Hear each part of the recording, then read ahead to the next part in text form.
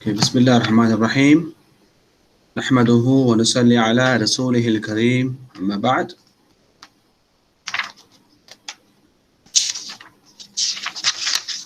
We continue talking about the theory of contract. And in our last session, we talked about the classification of a contract. So today we are going to talk about the options of a contract. So what exactly options? It is called Ikhtiyār in Arabic. Option is something that you still hold before you conclude the contract. It's like a trial. Usually today it is called you buy and then you use it, then there's a trial period. Or maybe you don't buy, you just start as a trial period, and then after a further time, after a few weeks or months, then you can actually buy the product. Mostly what I'm saying is in the online products. Usually, let's say if you are buying antivirus or any software, perhaps there are some apps, the Android or iPhone apps are available in this condition. You order, and then you may have some trial. Okay, this is what the modern manifestation of this option. But basically, if you are buying something, it's the practice has been there for so long already. You buy it, but they will give you an option saying that if you have a problem within 3 days, you can come and return. If you have a problem in 7 days or 1 year or 2 years, depending on the product. If you are buying any used product, they will tell that they will be giving you some sort of warranty or guarantee from the shop itself. If it is a new product, they will be giving you some sort of warranty from, maybe it could be international warranty. It comes from the international company, right? So those are the things are there. But to start with, talking about the basic kind of contract, if you buy anything, at the moment you have choice whether you want to, let's say you start negotiating, you have the choice whether you want to buy it or not. So you may have the product with you in your hand. Let's say you want to go and buy a camera, which is a second-hand camera. So you want to see the camera first, how it is. You want to check, because no one will buy without checking, especially the second-hand products. So you have in your hand. It doesn't mean that once you touch it, you started buying it or you concluded the contract. It doesn't mean like that. It means that you are actually inspecting the product. You have the session, and during that session, before you go out from that place, from the seller, you can actually practice that. That is actually a kind of option. And then there are some other options, like you buy and then you take home, and then you say, I will be trying for 3 days. If I'm satisfied, then I will come back and pay the money, which means that is a kind of huge amount of money that you are supposed to pay, and you don't want to simply pay because you saw. You really want to see it. Most of the time, some companies can give you some, for example, a used car can be given on the condition I will be using for 1 week. If I'm happy with the product, because I am going to use it for years, I just want to see for 1 week. If I'm happy with that product, then I will come back and pay. If I'm not happy, I will return back to you the product. All right. And there are some other options as well. For example, you bought it and you saw something problem. There's a defect. Then you come and return. You have the option to return. And there are also sometimes you bought it but there are couple of choices. For example, you bought a tudung, but there are two, three kind of tudung. So you want to take it, and then you want to choose one. Let's say you bought a pair of shoes for your siblings, and your siblings is not with you by the time that you are doing. You go back and you bring it back and you say, okay, let me have two or three pairs of shoes.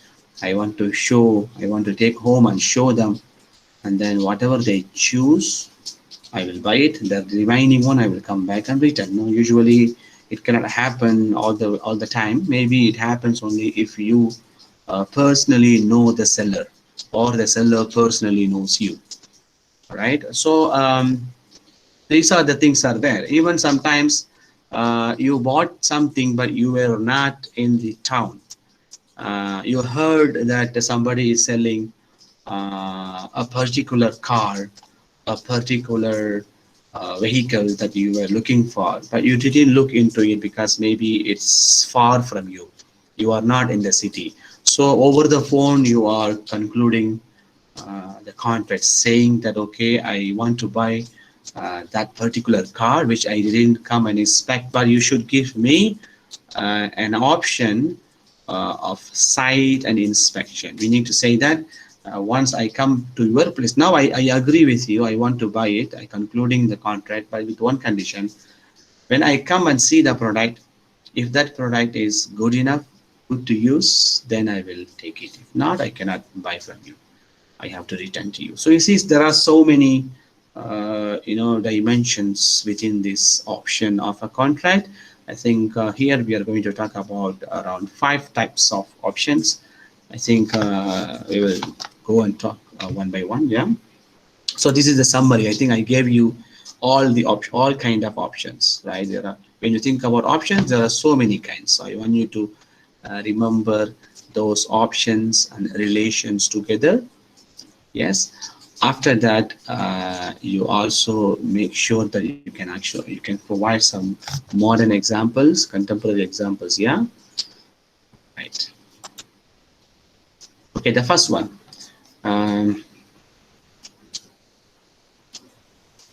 All right. The first one is option of contract. The first one is options of contract. Sorry. The first one is, of course, this is what I gave you. I gave you the introduction to it. Option is a right given to one or both parties to either confirm or cancel a contract. By the way, this contract is not binding until the option is exercised, right? So when you are doing this contract, it's not going to be binding.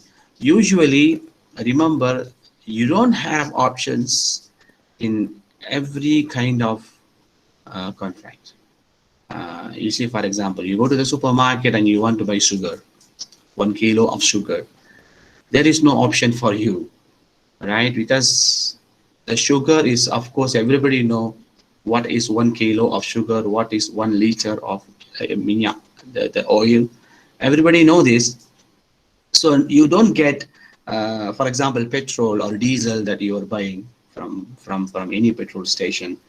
That one is actually not, you don't have options for that. So not every single contract has options. There are few most important, the used items, for example, the refrigerator, the AC, the printer, those kind of things that it is not going to be like, perished immediately. That kind of things.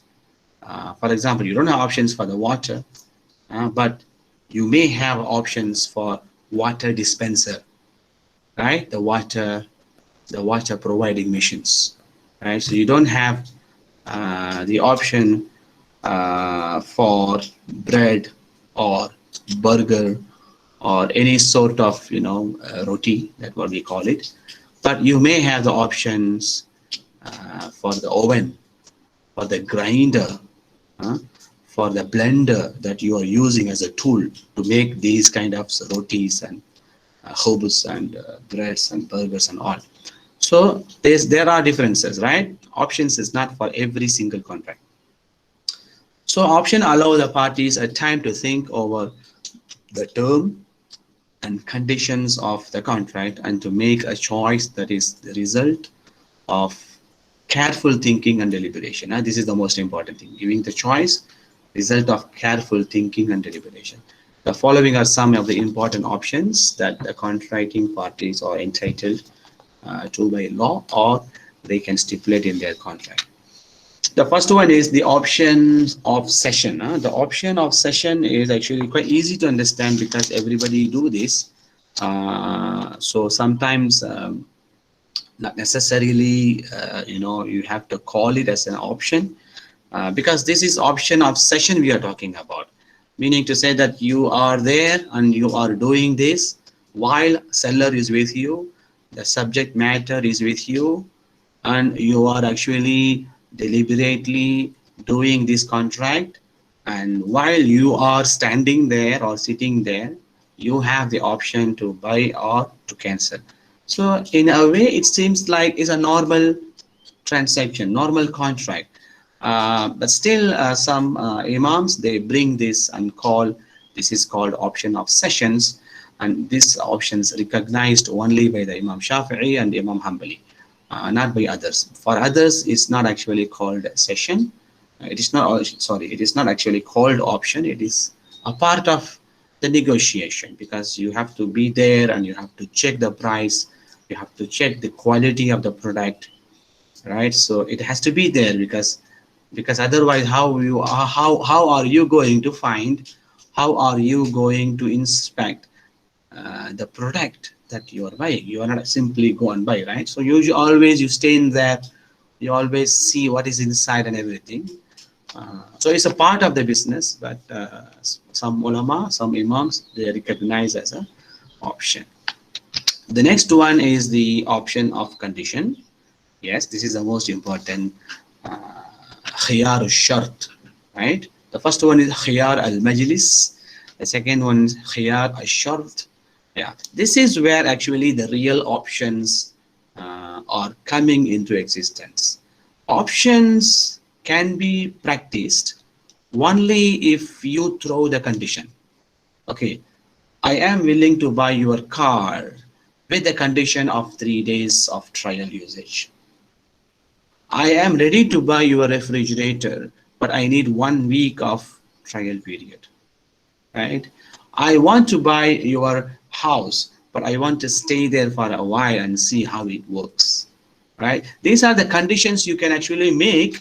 If the seller is ready to accept the condition, then you start practicing this option of condition.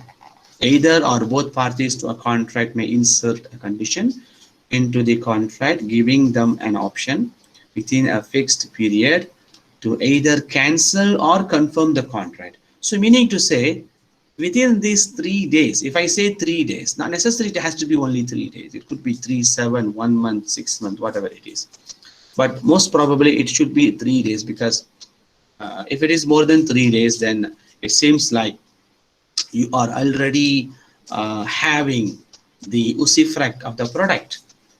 If let's say if you say I want to use your phone for 1 month rather than saying 3 days, so now the 1 month 30 days you are actually using the phone, right? It's a kind of usufruct manfa'a that you are already having without paying. So that's a kind of, it's not a good thing to do. That's the reason why they make it into 3 days. So that at least for the 3 days you will understand whether the product is suitable, it's good for you or not. The option is established by a hadith of the Prophet ﷺ. The reason for this option could be that some people may want to get the advice of an expert. You see, I'm ready to buy this car, but I'm not very good in this mechanism of this car. I'm not very good in this format of this product. So I want to take this car and I want to go for the second opinion. Will you allow me to keep it for 3 days? I will take to people. So let's say if a seller is confident, if the seller it's up to seller whether you agree or you don't agree, it's up to you if you are the seller. But if the seller is confident enough that of course the product is good, the quality is good, then he will say, okay, keep it for 3 days and ask whoever you want. Then you will come back to me. Usually it happens in some of the most expensive items. Sometimes the items that you want to keep it for so long, it's not like, perishable items that we are talking. Most of the time here we are talking about the usable items, because perishable items you cannot do that, because once you consume it, then it will be gone. You can't get it back. But the usable items, sometimes there are some quality products out there. Any number of items you use it, it is still there, right? So now consulting others, thinking or reflecting over the thing may need more time. So this is the example here. For example, when a buyer tells a seller, I buy this thing on the condition that I may have the option for 3 days. The option of condition could be exercised for 3 days, or the determination of that period could be left to the parties. So now within these 3 days, actually he has to confirm. Maybe first day he is happy, very happy. The second day he is very, very happy. Then he called the person, and then he say, yes, I'm ready to buy this product. Yeah, he can do that actually. uh, he can say that I'm very happy, so please do not sell to anybody, I want to buy this. I think it is possible to say. But what if he didn't call the seller within the 3 days?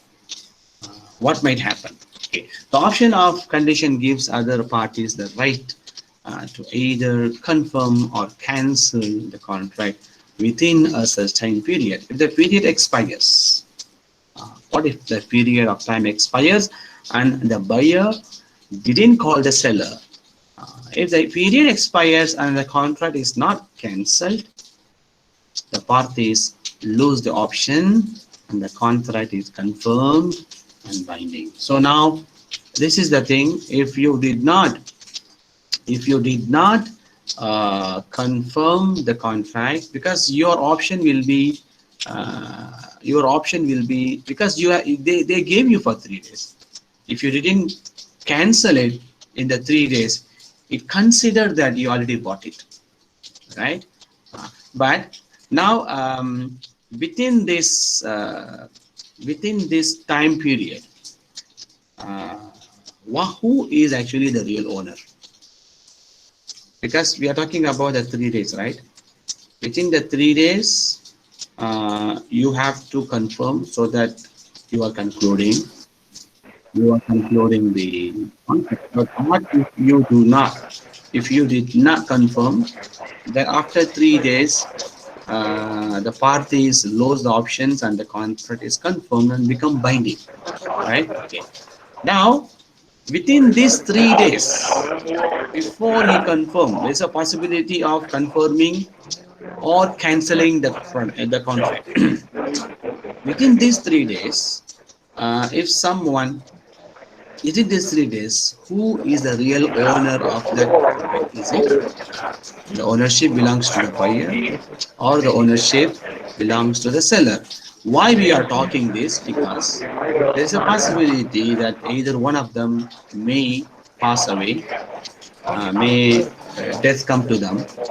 Then who will be inheriting the product? Who will be inheriting that particular subject matter? So to the Hanafis and the Malikis, the ownership is not transferred to the buyer. To the Shafi'is and Hanbalis, the ownership is transferred to the buyer.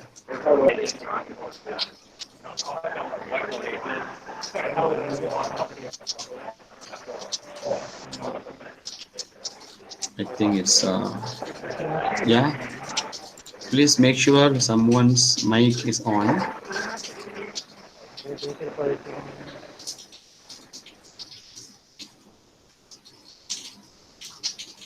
Yes. Is it the same as subscribe something like using some software or app that need payment? Yeah, it could be, because it's a trial, for the trial period, right? For the trial period, yes, it's something like subscribing something. What if the product get damaged during the 3 days? Yes, the customer keeps it for just trying. Yes, very good. Good questions. You see now, first of all, if the thing expires, I mean, within these 3 days, we need to know now who is the owner. According to that, we need to answer. According to the Hanafis and Malikis, the ownership is not transferred to the buyer because he is still practicing the option. To the Shafi'is and Hanbalis, the ownership is transferred to the buyer.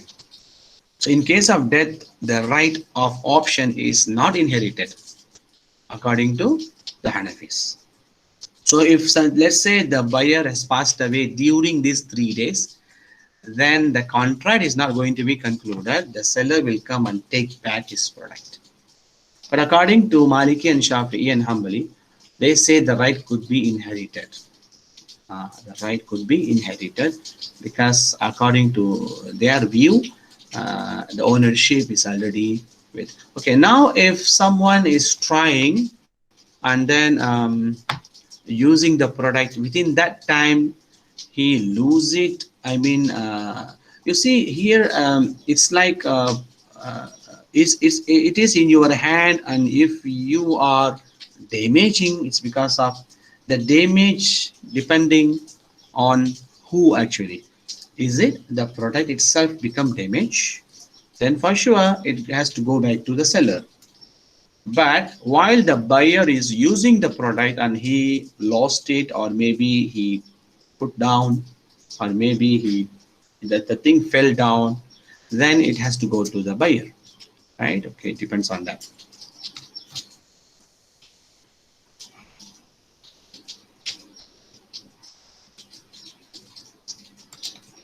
Okay, so that is number 2, yeah, the option of condition. The option of condition is the most important condition, I mean option here. The next option also, preferably, of course, this is called option of defect. This one, most of us today, we still practice this. What is it actually? You buy something, you already pay for it, but you didn't know 100% that this thing will work or not. And then the shop owner, the shop, they are saying, you take it back. If there is any problem, you have all the right to come and get the refund. I think this is what most of the time, in fact, today, including the online transaction that we are doing, we are actually practicing this option of defect. We buy, for example, you buy a speaker or you buy earphone, and then you don't know exactly whether it works or not. But when you start using it, and then you clearly see that there is a problem in that product. Let's say if it is an earphone, you listen only one side, the other side you are not listening. Right? It might happen, and even it happens to me. It happened once to me as well. Then I have to practice this option of defect. Then you have to proceed for refunding, and then for sure, definitely the shop owner, because sometimes you see you buy, for example, you buy iron box. For example, you want to do ironing. You bought an iron box. Now the iron box, you brought it home because maybe they don't have time for. Usually any electric items, I think it is always recommended that you open after you pay first, and then you open, and then you check in the place, and then if it is not working, then you should be returning and get the new one. But what if they don't have time, and then they say, okay, you take back home. If there is a problem, you open it at home. There is a problem, then you come back. Then you actually can practice this, the option of defect. But there are conditions out there. What are the conditions? If you want to, you can, because we have to be, these conditions actually not only for the favor of the buyer. These conditions are also for favor for the seller, because you need to also look for the seller's end, because otherwise everybody will come and return.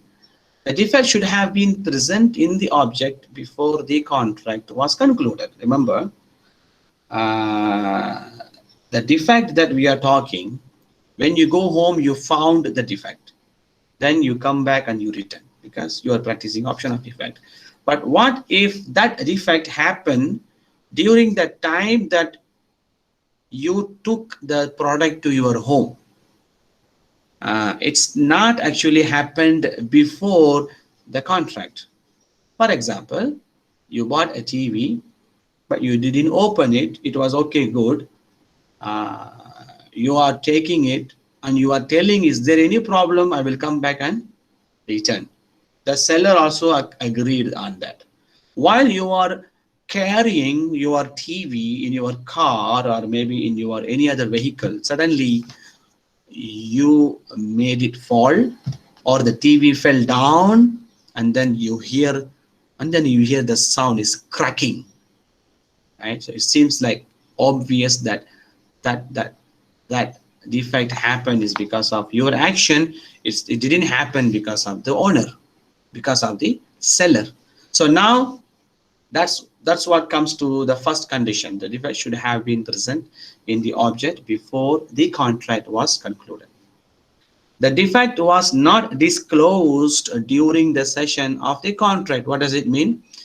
If you are buying any second-hand phone or something, if the owner, if the seller is already showing you, okay, I'm selling you this product for this price because there is a problem. You see the problem, this is a small problem. Maybe if you are buying a camera and then there is no closing shutter under the camera, he shows that. So it's a defect, it's already been disclosed, meaning to say that he opened the defect. Then you cannot come back again and saying that, okay, there was a problem, so I want to know. That defect was already been discussed. It's been disclosed during the session. Okay. Number three, condition number three, the defect should be a type of that would decrease the value of the object. It must be something, you cannot simply take it back because you didn't you saw that there was a defect, but that defect may be a small scratch or maybe something. It's not actually going to be like a problem in usage of the thing. Maybe it might happen while you are carrying the product here and there. So something, the defect must be something that increase the defect must be something that decrease the value of the object. Okay. All schools of fiqh agree that the option of defect could be inherited, because this one, of course, you already did the conclusion. So you already did the contract, you already conclude the contract, which means that you for sure, while you are having this, whether 2 days, 3 days or 1 week, you are actually, it is your property, so everyone can be inherited. If someone is passed away, the one who bought it, the buyer is supposedly, maybe he passed away, then I think his children will be inherited to that. So there is no any ikhtilaf, there is no any different view on this, right? Okay. Then the fourth one is the option of determination. Yeah, this is something something is available, but not in the most of the places, not in the most of the countries. I tell you where this kind of options are available. Most probably, if you are from Kampong and you are in your Kampong, I know most of us, of course, from Kampong. But if you currently lives in Kampong, and then there is a Pachi or Machi, the one, of course, they know you very well. They know your family very well, right? Maybe a family friend or something. So now, let's say your mother asks you to buy something from Kiderunchit, from the mini market, and then you were not so sure which product I should buy. Let's say she asked you to buy coconut milk, Santan, and you didn't know exactly which quality that you have to buy. Whether this quality, this is 2 ringgit, this is 4 ringgit, this is 5 ringgit, which one to buy? And then you ask the Pachi, can I bring all these three and then return whatever that my mother doesn't want? All right, so these are the things. It is possible. It is called the option of determination.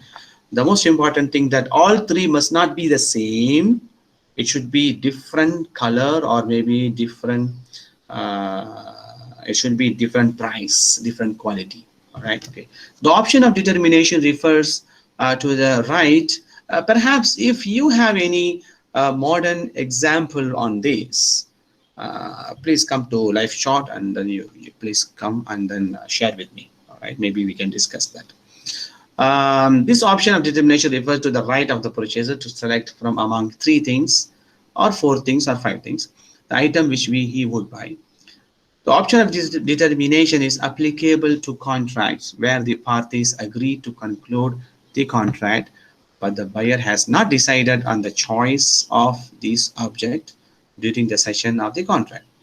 The option is only recognized by the Hanafis and Malikis. Okay, here you need to learn one more thing. Of course, I think you remember when we talk about the subject matter, the first class on theory of contract, we talked about three pillars, right? Expression, parties, number three is subject matter. You go back to the subject matter, the slides, then you will see that one of the condition is determination. You should determine what exactly you should buy. So now, according to that slide, according to that principle, Imam Shafi'i and Imam Ahmad ibn Hanbal do not recognize this option of determination. So strictly, if you are a Shafi'i, I think you are not supposed to access, you are not supposed to practice this option, but this option is already there, the option of determination. They argue that if the object of the contract is not sufficiently determined, then the contract does not conform to the basic condition laid down for the subject matter. But here, according to Abu Hanifa and Imam Malik, the difference is we already know what exactly we are going to buy. We already determined, because we are not saying that we don't know out of thousands, we don't know what to buy. We know what to buy out of three. It could be either one. And all three of them, each of them, we know already what is the quality, what is the price, what is the color, what is the quality, right? We already know. So it's already been determined, but it's only the problem is we are not so sure about which one to choose. Because you will be seeing, sometimes you go to any shop, like for example, you want to buy baju kurung, then you will be having multiple choices. Finally, you sort it out, and then you have three options. You spend 2 hours to bring these three options out of 100 options. Then now these three options, which one to choose? Which one to go for it? So you will be like, thinking, right? Yeah, I know, you are knocking your head. Yeah, I know. So yes, that's what happened, when you buy anything, for especially your dress, your favorite dress or favorite tudong, or maybe shoes for the boys, jeans for the boys. I think these kind of things always comes. So now this is what actually option of determination according to Imam Abu Hanifa and Malik, and then according to Imam Shafi and Hanbali. There is more to learn. Okay, what are the conditions for this determination option? The option could only be exercised with regard to three objects. The object should be of different qualities and prices.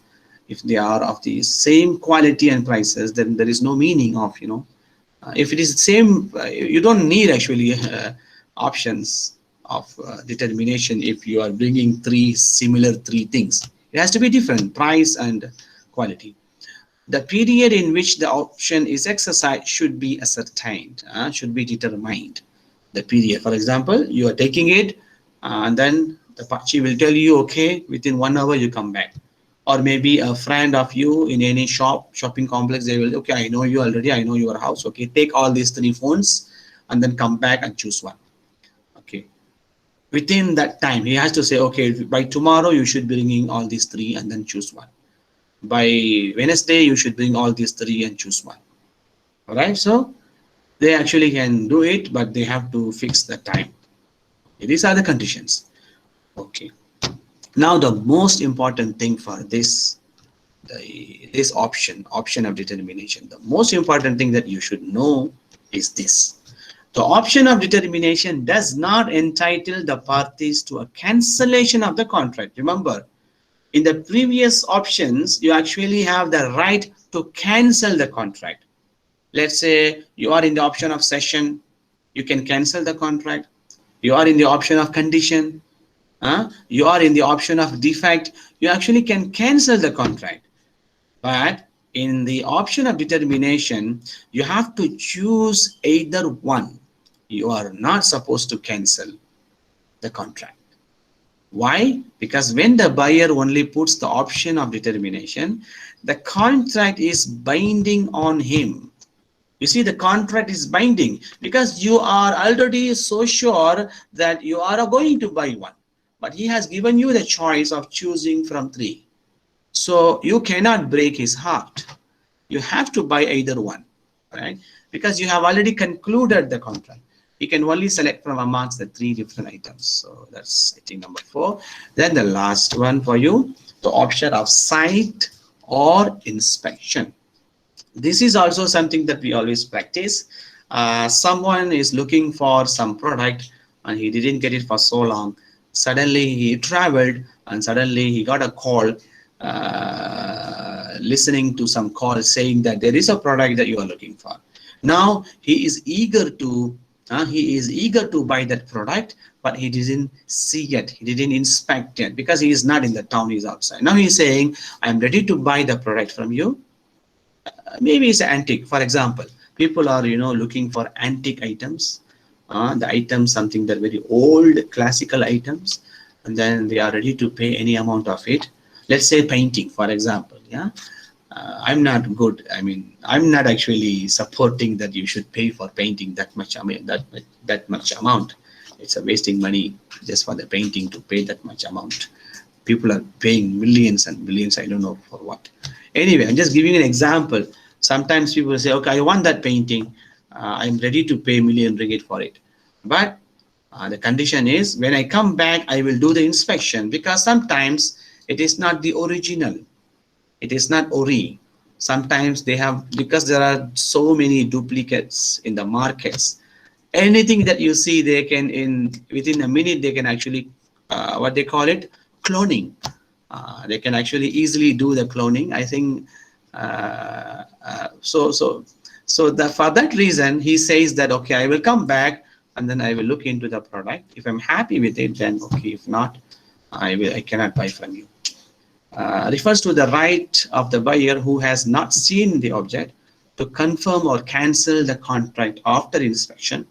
The reason for this option is that the buyer has not seen the object.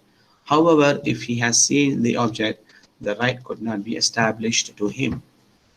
If he has seen it, cannot be, because the reason he didn't see it, right? So now if you have already seen it,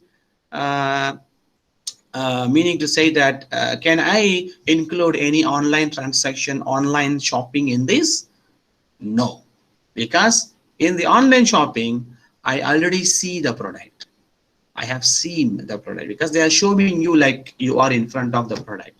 So it's already there, but still you can actually, you don't know exactly the defect in the product. So for that, in any online shopping, you cannot practice the option of sight or inspection, but you actually can practice the option of defect. All right, that one is still there. That is good enough for you to practice. Okay, coming back to the option of sight or inspection, as long as he didn't see the object, he has to do the inspection, then he will confirm the product. So he has given the option, so that if he is not happy with it, if the original thing is not the original, then he has to cancel the contract, then the money should be paid back. Okay, but now again, there is a different view among scholars. Why? It's all because of the principles in subject matter. According to the Hanafis, Malikis, and Hanbalis, they actually argue for this right. This right is acceptable according to Maliki, Hanafi, Hanbali. But according to Shafi'i, argue that a contract in which the object is not present, it is not valid as it involves a gharar. So again, sorry, this practice, option of sight or inspection, cannot be practiced according to Imam Shafi'i, because he thinks that it involves a gharar. But others, they think that no, he already know the product. He know the product, but he didn't see the product. So seeing is different from knowing. He knows the product, that's why he wanted to buy it, but he has to see it, he has to inspect it. So we are giving an option for him. So that's how people are booking nowadays. You see, a pre-booking, for example. On what basis you are doing the pre-booking? It's because you already know the product. But once you get it, then you see, for example, a few years back, there was a product, phone product, and the people applied and then pre-booked and then they got it. But within 1 week time, the product became, insanely unusable, because the product started, becoming like a heater because of the some failure in the battery, and you cannot keep the phone with you. It started like heating product, so it's became like a bomb or something. So people started complaining it's a defect. So everybody, the company entirely took the products back and then paid them back the money.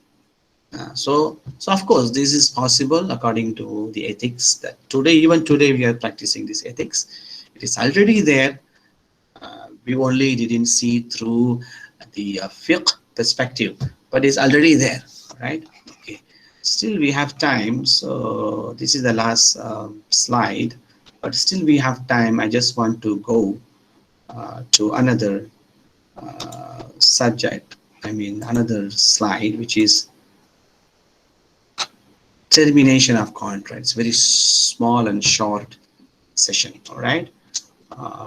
Let me just continue, because by this we are actually concluding the chapter of contract. From next week we are going to start the new chapter.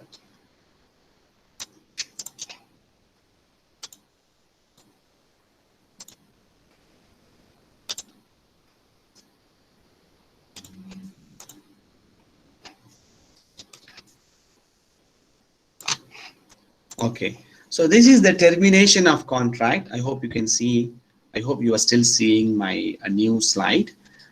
This is going to be very, very short, because there are only 6 slides are available, and it's very, very easy to understand as well. It's not like complicated like before. I think nothing is complicated. I hope you understand what I'm saying. So now we are near to end the chapter of the theory of contract. So we talked about, if you remember, we talked about 3 pillars. We talked about purpose and effect. We talked about the conditions. We talked about the classifications. We talked about the options. Now finally we are going to talk about the termination of contract. How do you terminate any contract? There's only 2 options you have: by cancelling yourself. You can go and you cancel the contract, or by the death of the contracting parties. But 2 parties are contracting. While they are contracting, one of them passing away, or maybe you are in the contract, because sometimes the contract is not only happening for a minute, it's happening for long. For example, I rent your house, so every month actually I'm paying a rental to you. So now the contract is ongoing. It's not like a sale. When it comes to leasing, it's like an ongoing contract. So what happened? How do you cancel it? By cancelling. How do you terminate? By cancelling, or by the death of the contracting parties.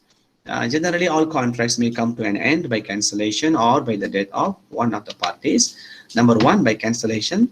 When conditions are not met, it will be cancelled.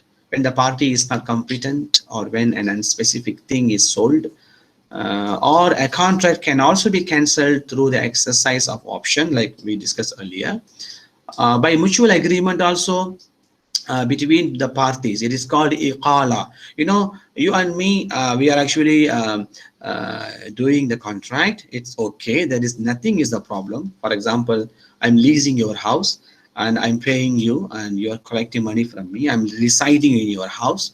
So I became the owner of the usufruct. I'm actually having usufruct of your house, and I'm continuously paying. Suddenly we come into a conclusion, an agreement saying that let's do iqala. We actually mutually we agree that okay, maybe I might want to look for the new house. You might need to look for, or you might need to come and live and reside in the same house where I used to rent, right? So it is possible in that manner. So by mutual agreement, iqala also possible. Cancellation due to frustration, where it is impossible for one of the parties due to natural causes to perform a contract. You know, sometimes even during this COVID-19 pandemic challenges, as these outbreaks, I think people were not able to continue their leasing, or maybe cannot continue their contract because of the frustration, the natural causes. Example, when the subject matter of a contract is destroyed.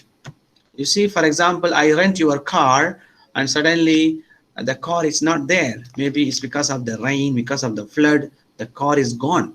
So now it's gone means gone. I cannot continue the contract. When the period for which the contract is made ends, and when the purpose is achieved.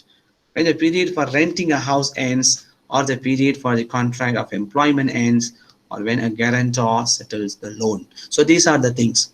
When these purposes achieved, once the purpose is achieved, then the contract itself will be terminated.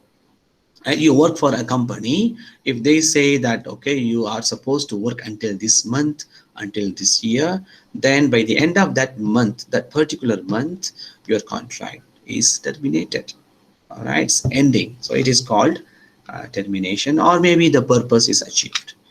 Number two, this is the second reason why a contract can be terminated: by the death of one of the parties.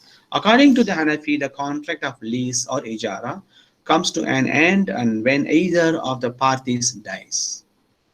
You see, if you remember the theory of properties, theory of ownership, the one previously we studied, I think you can actually relate that to this.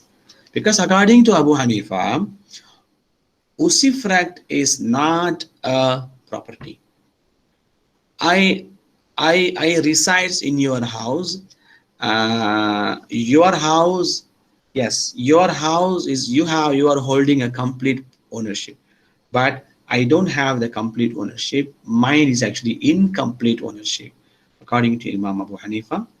As a usufruct cannot be sold as a property, but majority scholars, they still feel that there is a financial value to that usufruct, so it could be considered as a property, right? Because of that, now you have the differences. According to Abu Hanifa, the contract of lease or ijara comes to an end when either of the parties dies. If one of them die, then the contract must be renewed. Cannot be continued. Well, let's say my father is holding the contract of the house, and if he passed away, I have to come and make another contract with the landlord. I cannot use the same my father's agreement. This is according to Abu Hanifa. Other schools do not consider death as one of the grounds that may terminate the contract of ijara. Then you have pledge contract.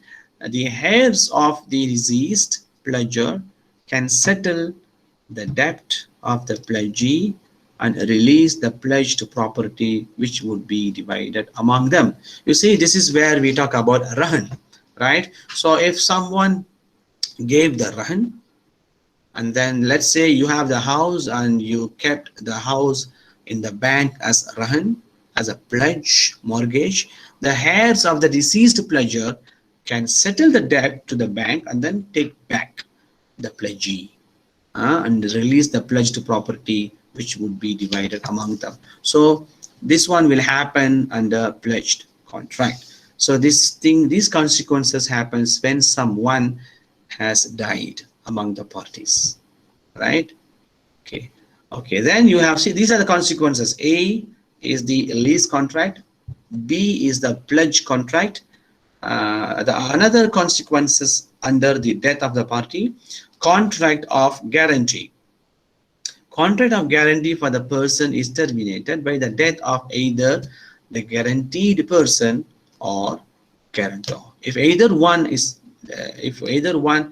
terminate, I mean, if either one died, then you don't have the contract of guarantee. Same thing goes to sharika, partnership, and wakala, agency, because these are not binding on the parties. These contract end with the death of one of the parties.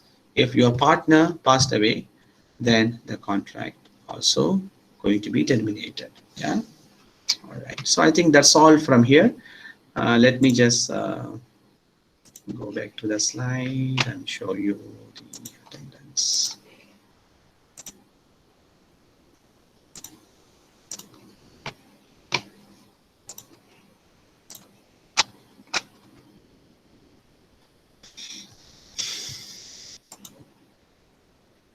I think so. With this, we are concluding the chapter of the theory of contract according to your textbook.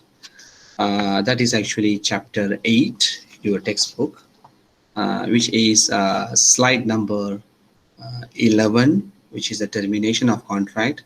Slide number 10 is actually option of a contract. So until 11, we are finishing the contract of, sorry, the theory of contract. Now the next class will be perhaps 2 or 3, 4 classes. We will be discussing the causes that invalidate transactions. What are the causes can invalidate any transactions? So this is going to be the last chapter of the semester. All right.